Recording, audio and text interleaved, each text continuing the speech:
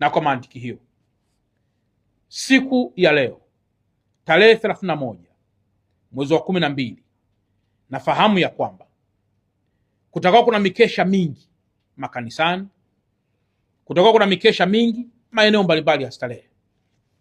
Ni watoe wasiwasi wa Tanzania wa Dar es Salaam kwamba endeleeni kusherekea sherehe hizi za mwaka mpya vizuri, lakini kila mmoja katika kusherekea awe balozi mzuri wa neno amani.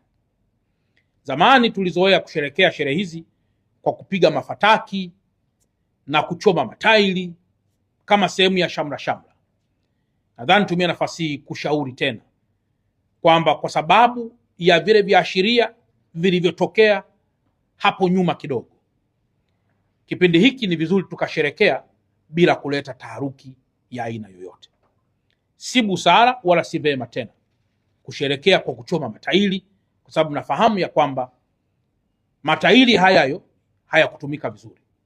Kwa hiyo huu sio muda tena kuanza kuchoma matairi au kuanza kupiga mafataki bila kupata kibali maalum kutoka jeshi la polisi.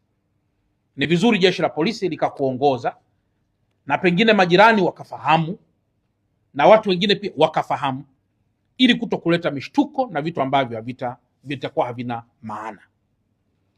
Lakini pia niendelee tena kuwaomba viongozi wote wa dini na wala sio viongozi wa dini kuendelea kutumia siku hii na katika mikesha yetu kuhubiri masuala ya amani kwa Watanzania, kuhubiri masuala ya amani kwa Dar es Salaam, na pengine kuhubiri mshikamano, udugu na masuala mengineyo yanayohusiana hayo. Tukijielekeza huko, ninaamini kabisa kwamba sote tutakuwa na uungwana wa kujenga mkoa wetu wa Dar es Salaam ambao umekuwa ni mkoa muhimu kwa Mtanzania wa aina